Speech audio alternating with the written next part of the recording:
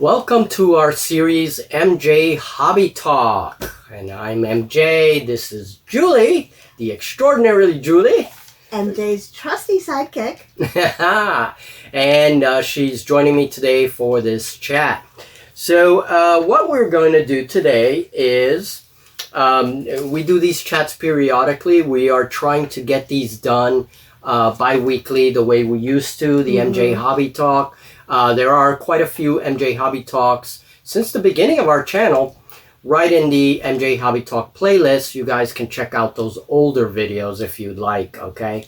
A lot of unboxings. Remember, we used to do updates and all that. Well, we're changing the way we're doing things a little bit now. We're restructuring the channel a little bit. And for MJ Hobby Talk, what we want to do today is talk a little bit about Reaper Warlord. And we want to talk a little bit about our first game, right? Julie's very first game. And I played Nefsokar, she played Elves, and we want to talk... Is anybody surprised that I played the Elves? Anybody? No? Not surprised. She's always an elfer. So, and I'm always undead or something like that. Usually, yeah. But basically, we want to talk about those two factions, and there are many factions in this game. So it's going to give us plenty of material for future hobby talks, all right? So first things first, why don't we give... Julie, you want to talk about Elves a little bit? Sure. You had a couple of things to say. Yeah. I really liked playing the Elves, as usual. However, I didn't strategize very well in the beginning, and it kind of set the tone for the rest of the game, because MJ won. Did I win? Surprisingly, I beat her beat butt. the crap out of me. I will be the first to admit it. He did thoroughly. However, I'm learning, so next time might not be quite so easy.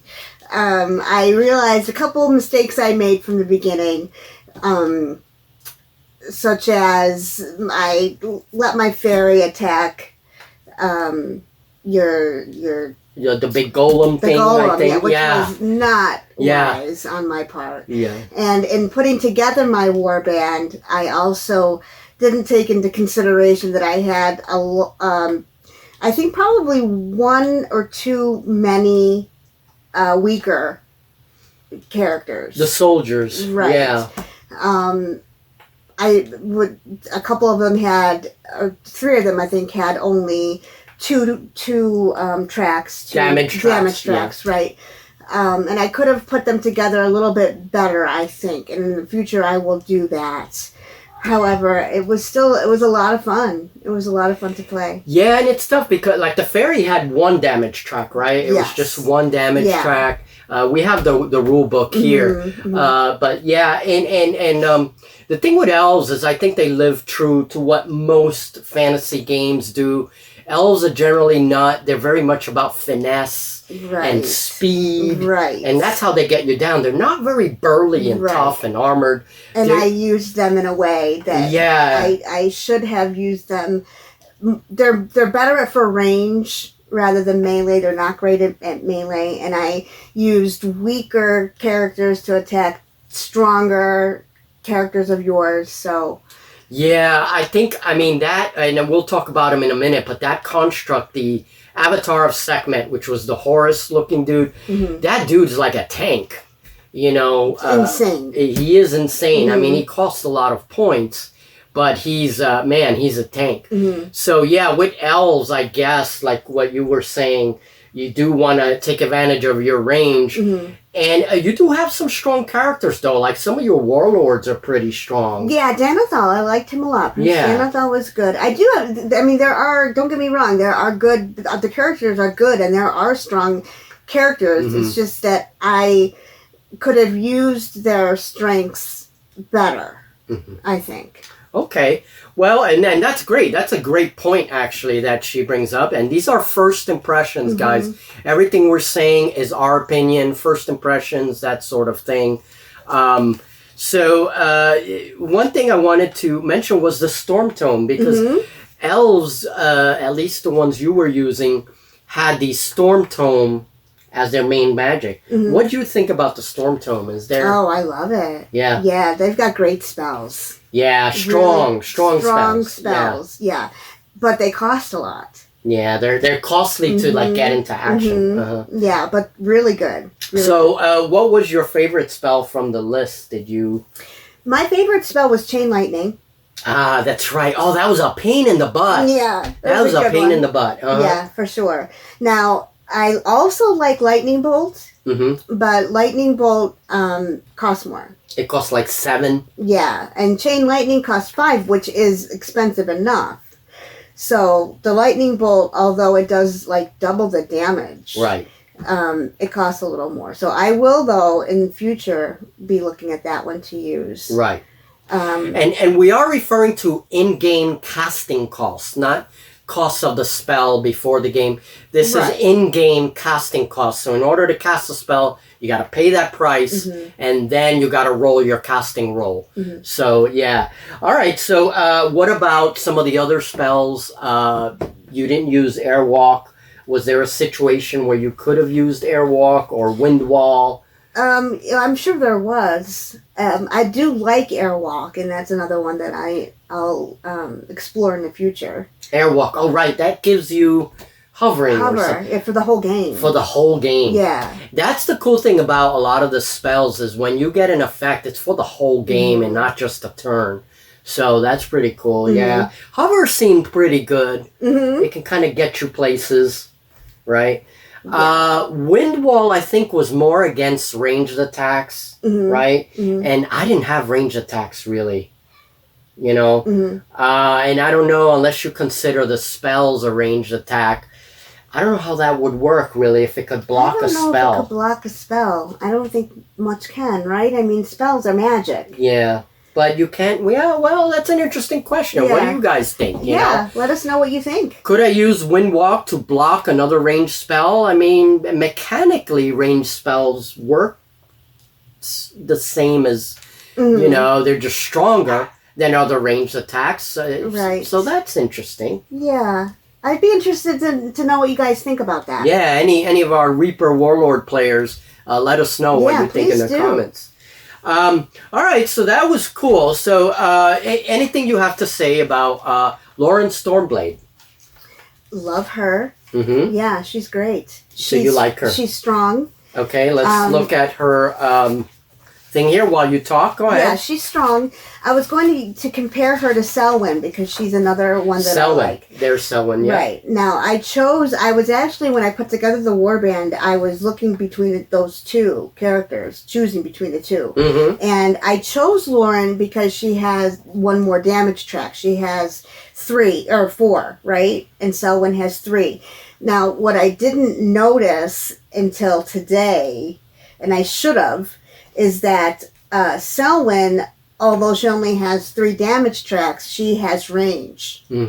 So she can make ranged attacks, and her values are similar to Lauren's. Right. So that's something for me to consider in the future. Right. So her melee values for Selwyn is 5 for Mav, MA value, MA attack value, and then for Lauren, it's also 5. Right. But Selwyn, you're getting ranged attacks, and there's very good range in this game. Now, ranged attacks, Selwyn gets 2 dice, and Lauren obviously doesn't have range. Exactly. So, yeah, interesting. Something for me to consider in the future, because with the elves, range is important. Range is very important. Yeah, you definitely want to start hitting especially if you're facing off with an army like Nefsokar. Nefsokar is pretty damn strong. I was surprised. I was like, oh wow, they're not, you know, those constructs are everything in Nefsokar. So, for sure. And again, that's just the first impression. I haven't used a lot of the other models, but the Warlords and the constructs, wow. All right, once more, so you like Prince Danathal. We established that. Elves have a dragon. Yes. And I really want to use the dragon. Yeah. Surprised you didn't. Soon. Well, I think the reason I didn't was, what's the reason I didn't? Well, I don't think I had a painted model already. Right. Yeah, that was right. Yeah. So we've got to get a dragon painted. So you can, All right, and then last one. What did you think of the hunting cat? I like the hunting cat. The hunting cat was fun. Yeah. He has very low damage track, only Yeah, 2, but he has this cool ability that he can move during the pre-battle phase where you're drawing cards. The hunting cat can actually move 8 inches, and that's in addition to his regular movement. So that's pretty freaking good.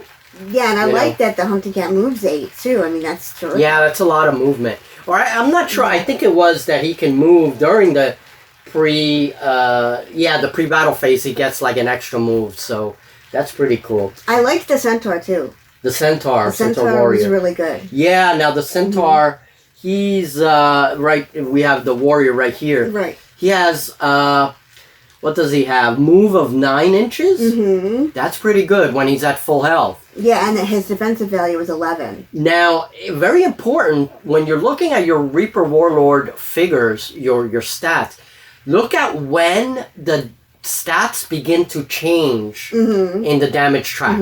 With the centaur, it's at the very end that his move finally goes down from 9 to 8. That's not bad.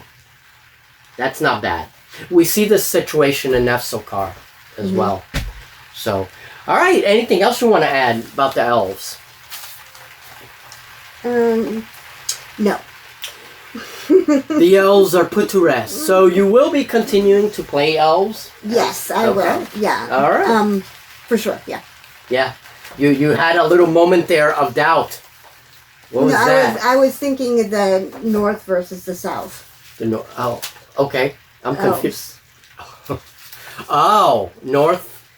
That's right. Okay, and she does have a good point. I'm the one that's mixing it up. She's referring to the savage race, the Savage North, which is the expansion to Reaper Warlord. And in the Savage North, you have Timberthill, which is kind of a wild elf, like a wood elf faction. And they are different from the elves that are portrayed here. So yeah, that would be interesting. I imagine they'd have more beasties and things. We'll have to look at them. We'll see. We'll see. Yeah, that would be interesting. Northern elves versus southern elves, a civil war. Now that would be interesting. I wasn't thinking of it that way. Kinstrife. And then if I throw in Darkreach, which are the dark elves, that would be really cool. A 3-way elf battle. Interesting. All right. Now we're thinking. All right, so let me just say a couple of things about Nefsokar. Good magic, strong magic, a lot of healing magic in their tome. One character that I really liked was Fatima. I loved her name. Me too. And remember, Nefsokar is a faction of mummies. So they are undead. They have a lot of mummies. They do have humans, but they also have golems. Okay? So it's an interesting mix. They also have a very strong Egyptian flavor. Excellent. So Fatima has the Mass Cure spell, which is, I forgot to use that, and I should have used that a couple of turns. You didn't need it. You killed me. But I could have killed you even sooner. I wiped out her entire warband. That was like awesome. All right. Yeah. Anyway. If you guys haven't caught that game, take a look at it. Yeah, definitely. Really, if you want to see him finally win, he murdered me. He absolutely murdered me. MJ has potential to have MJ followers as well. Woo! Julie has Team Julie. Yes. I could have Team MJ. Team MJ. Just that my team's going to be sad most of the time. Like one of those really bad sports teams, my fans are always going to be sad and drinking beer. It's funny. Sorry, anyway, we don't want to get in trouble with YouTube. Okay, so Khufu. Khufu is my warlord. Khufu is very strong. He, if we look over here, let's see, we have quite a few warlords. There he is. He's the first one. And the man the mummy has 4 damage tracks. Okay, pretty standard among the warlords. 4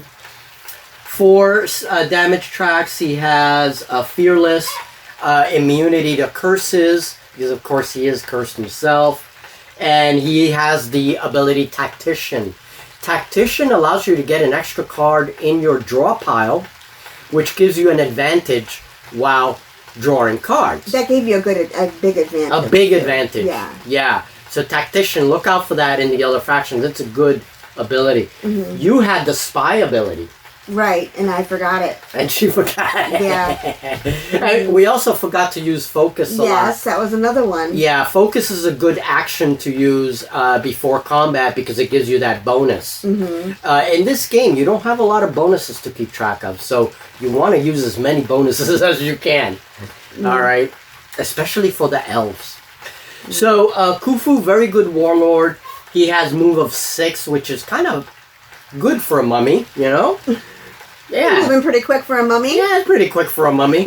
He has a defensive value of 11, which is good. Pretty standard among the warlords. Magical defense of 13. That's important. Nefsokar has very good magical defense stats. Magical defense is what you're going to roll in to counteract an opponent's spell. And magical defense is pretty high. Yeah, it's really high. It's really high among the Nefsokar warlords, so they do have good magical defense. The daughter of Sekhmet was a bitch. I loved her. She's a construct, a golem. She's the one that I used, the cat woman, like the cat, Egyptian cat goddess. Very cool. Yeah, she's cool. She is cool. And then we had Tomb Guard ×2. Now the Tomb Guard, the interesting thing about these soldiers is that they have pretty good damage tracks to begin with. Let me see if I can find them here. Tomb Guard. They have 3 damage tracks, which many of Julie's had only 2. These guys have 3, and then they have tough 2 to add to that. So that's pretty good, because when you get to the end of the damage, if you're on your last damage track and you get destroyed, you roll using your toughness to see if you stay on the board on your last damage track. So that makes them pretty good. I mean, tough 2 is not that great, but it's... Well, it saved you a couple of times. Yeah, it's something. It helps you out. And only 2 of mine, I think, had tough. Yeah. Yeah, that's right. So, not bad that you know, this particular soldier using the Tomb Guard is actually pretty good, and they're worth about 48 points, though. So, yeah, your guys, I think, are a little cheaper in points, aren't they? Well, yeah, but they're not. But they're not as strong. Yeah. You also have humans with the Nefsokar. You have plenty of humans. So if you want to add humans to your warband, I played mostly mummies because I like mummies. But you can add humans as well. So those pesky humans. Those pesky humans. And you have a Sphinx. I have got to get a Sphinx. I mean, come on! You gotta have a Sphinx in your... Sphinx. Yeah, in your Egyptian army. I mean, you know, fantasy Egyptian army. They're not Egyptians, they're Nefsokarans, but anyway. So, anything else you want to add against Nefsokar? I really like Nefsokar. Did you? Yeah, I really did. Reading about them before the game, I really liked the Nefsokar. That's right. You read about the fluff. Now, could you remind me, because I read a little bit about the fluff. I was more into like the stats and everything, but these guys are very much into like atonement and stuff like that, right? Yes, they're what? Sekhmet. No. Sekhmet is the god. Right. They're like... Oh, Sokar. Sokar. There you go. That's Sokar what I was is the god. Yes. Sorry, yeah. They're like Sokar's ride or die. Right. Okay. Which I find really cool. Yeah, it's very interesting. Yeah, and they're very much about atonement. Right. And forgiveness if you atone. If you atone. But that atonement could be pretty harsh. Yes. Yeah. Yeah. Yeah. So it's interesting because Nefsokar is not technically an evil faction. There are some evil models within Nefsokar, but most of them are neutral.